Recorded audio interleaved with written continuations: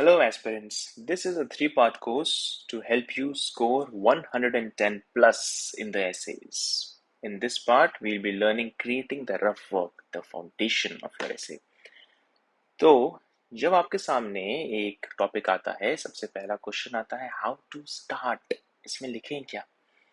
इस वीडियो के एंड में आपको ये समझ में आएगा कि रफ वर्क में किस तरह से अपने आइडियाज को जॉट डाउन करना है, सपोर्ट करना है और कनेक्ट करना है in such a manner that your examiner is knocked out from his chair. So, rough work है क्या? What is it? Rough work is basically brainstorming.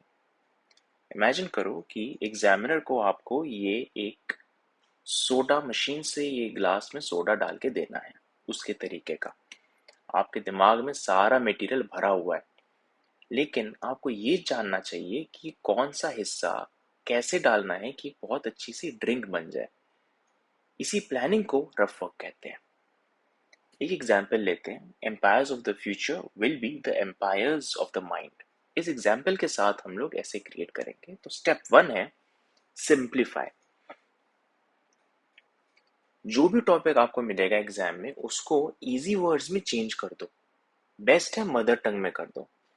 तो empires of the future will be the empires of the mind को अगर मैं change करूँ हिंदी में तो वो है फ्यूचर में जो सबसे ज्यादा दिमाग लगाएगा वही सफल होगा, राज उसी का होगा। दिमाग का खेल है, दिमाग ज्यादा लगाएगा वही जीतेगा। अब चलते हैं स्टेप 2 की तरफ। स्टेप 2 में हम ये सारे आइडियाज को ना कोलिएट करेंगे, जो भी हमारे दिमाग में आइडियाज आ रहे हैं इस चीज को लेकर। अब मैं आपसे एक्सपेक्ट नहीं कर सकता कि मैं कोई भी टॉपिक दे दूंगा और आपके दिमाग में आइडियाज आते रहेंगे।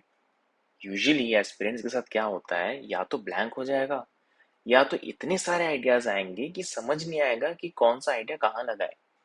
इसका एक सिंपल सा सॉल्यूशन है। वो सॉल्यूशन है सिंपली स्टार्ट स्क्रिबलिंग। मतलब जो भी दिमाग में आए ना, लिखते जाओ लिखते जाओ लिखते जाओ। अगर फॉर एग्जाम्पल आपके सामने नीटो वर्ड आ गया तो आप क्या लिखोगे? पॉज करो वीडियो को और लिखो। मेरे दिमाग में आ रहा है पावर, वॉर्सो पैक्ट के साथ जो लड़ाई हो रही थी और वॉर्सो पैक्ट टूटने के बाद जो प्रॉमिस किया गया था उसका इन लोगों ने तोड़ा। एक छोटा सा ज्ञान, प्रैक्टिस करो। न्यूज़पेपर से कहीं से भी कोई भी वर्ड आपको मिले उसको लिखो और जो भी आइडियाज आ रहे हैं उसको जॉट डाउन करो। अब हम लोग अपने टॉपिक को पकड़ते हैं। Empires of the future will be the empires of the mind. क्या आ रहे दिमाग में इसको लेकर? पॉज करो। मेरे दिमाग में आया सबसे पहले ब्रिटिश कॉलोनियल।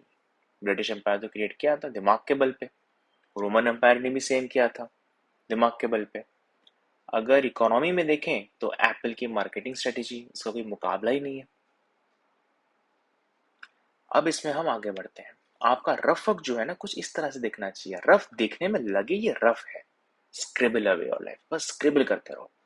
इसको एक्सपैंड अगर हम लोग करेंगे, ब्रिटिश कॉलोनियल, रोमन एम्पायर और एप्पल की मार्केटिंग स्ट्रेटेजी, तो ये है कि ब्रिटिश में हम वेट एंड स्ट्राइक लिख सकते हैं। मराठास और मैसूर के लोगों ने ऐसे ही हराया था और सब्सिडी अलायंस चिपका दिया था। एप्पल में देखे तो स्टीव जॉब्स फ्रंट फुट पे आके ऑडिटोरियम में अपना प्रोडक्ट लॉन्च करता था। इसे कोई नहीं किया था पहले। रोमन एम्पायर ने आसपास के बारबेरिक किंगडम्स को खत्म किया अपने टर्टल डिफेंस और एडवांस वेपनरी स्ट्रेटेजी से। और सोचा जाए तो हिटलर का ब्लिट्जक्रीग, जिसने फ्रांस को 14 दिनों में घुटने टेक दिए थे। और सोचा जाए तो जुडिशरी में या पॉलिटी में हम लोग केशवानंद भारती लिख सकते हैं, शायद देखा जाएगा। आप जब आइडियाज लिखना स्टार्ट करोगे ना तो आपकी गाड़ी फर्स्ट गियर में रहेगी। आपका दिमाग बस उठ रहा है, जाग रहा है इस समय। धीरे धीरे गाड़ी की स्पीड आगे बढ़ेगी और फाइनली आपकी गाड़ी यानी दिमाग एक फुल रफ्तार से आगे बढ़ेगा। आइडियाज का एक फ्लरी आएगा आपके दिमाग में। ये प्रोसेस आने में टाइम लगता है और इस प्रोसेस को आप फास्ट कर सकते हैं प्रैक्टिस प्रैक्टिस एंड प्रैक्टिस से। First gear to top gear आपको भागना है। आगे बढ़ते हैं। अब हमें एक चेक करना है इस टॉपिक को और अब तक जो भी आइडियाज आपने पेपर में लिखा है इसको कंपेयर करो। देखो कि मैच कर रहा है या नहीं कर रहा है। अगर मैच कर रहा है वेल एंड गुड, अगर नहीं कर रहा है तो आपको चेंज करने पड़ेंगे अपने कुछ आइडियाज। स्टेप 3 की तरफ चलते हैं। चेक करना है अभी कि कुछ मेजर टॉपिक मिसिंग तो नहीं है। ईवीएस जैसे मिसिंग है और साइंस भी मिसिंग है। हिस्ट्री इकोनॉमी हमने कवर कर दिया, पॉलिटी भी कवर कर दिया। ईवीएस में क्या लिख सकते हैं? मॉन्ट्रियल प्रोटोकॉल, क्योंकि सारे देश मिलकर दिमाग लगा के ओजोन लेयर को सामना किया, जीत गए। पेरिस अग्रीमेंट भी लिख सकते हैं, लेकिन पेरिस अग्रीमेंट में कुछ कंट्रीज के नॉन पार्टिसिपेशन की वजह से पूरी दुनिया को सहना पड़ेगा ग्लोबल वार्मिंग। ये एक एंटी पॉइंट भी हमारा डेवलप हो रहा है यहाँ पर। मॉन्ट्रियल प्रोटोकॉल में बता रहे हैं दिमाग का इस्तेमाल, और पेरिस एग्रीमेंट में दिमाग का एब्सेंस, जिसकी वजह से दोनों दुनिया सह रही है। साइंस में हम लिख सकते हैं स्पेस रेस। यूएसएसआर जीत रहा था स्पेस रेस। यूएस ने डिसाइड किया put a man on the moon. जैसे यूएस ने डिसाइड किया, US won the space race all and all. अब स्टेप 4 में आपको क्या करना है? अरेंजमेंट। जो भी आइडियाज आए हैं इन सबको आपको अरेंज करना है। बहुत मेहनत की है आपने, और इन सारे आइडियाज को एक जगह आपने कोलेट कर दिया है, रेडी कर दिया है। अब इसको अरेंज इस तरह से करना है कि एग्जामिनर इंप्रेस हो जाए। कैसे? देखो, सबसे पहले नंबरिंग करके कौन सा पॉइंट कब आएगा, ये सब आपको डिजाइन करना है, वहीं पर ही लिख देना है कब क्या लिखने वाले हैं। मैं इसमें क्या करूंगा? मैं स्टार्ट करूंगा हिटलर के ब्लिट्जक्रीग से, फिर रोमन एम्पायर को कनेक्ट करूंगा, फिर ब्रिटिश को कनेक्ट करूंगा। ये मैं इसीलिए कर रहा हूँ क्योंकि ये मेरा स्ट्रॉन्ग पॉइंट है, specially world war two facts, और ये मेरा ऑप्शनल का नॉलेज है, इंटरेस्ट भी है और लिख भी सकता हूँ। I will start strong.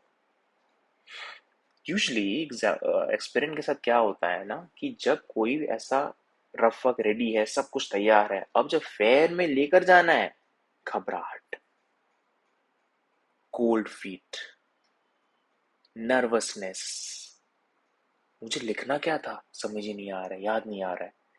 यहाँ स्टेप 5 और सबसे इंपॉर्टेंट स्टेप है काउंटरिंग दिस नर्वसनेस। कैसे करना है इसको काउंटर? देखो, ये सब जो चीजें हैं ना, फ्रांस को 14 दिन में घुटने टेक देना, turtle defence advance weaponry, Marathas Mysore और सब्सिडियरी अलायंस जर्मनी, सारे हिंट्स हैं जो आपको लिखना जरूरी है। ये देखोगे ठीक होगा। दूसरी चीज है, हर एक के साथ एक नंबर ऑफ वर्ड्स अटैच करो। देखो, 1000 से 1200 शब्द का ऐसे रहेगा। अगर 5 पॉइंट्स आपको लिखने हैं तो लगभग 250-250 वर्ड्स असाइन कर दो। रेंज रखो 200-300 या 150-250 के आसपास का रेंज रख दो, और हर एक टॉपिक के साइड में लिख दो कितना वर्ड्स आप असाइन करना है। कॉन्फिडेंस बढ़ेगा, नर्वसनेस कम होगा। सिंपल सा चीज है। अब आखिर के 2 मिनट में आपको पूरा चेक करना है, कुछ छूट तो नहीं रहा, सब कुछ इनलाइन है या नहीं, अलाइन कर रहा है टॉपिक से या नहीं कर रहा है टॉपिक से।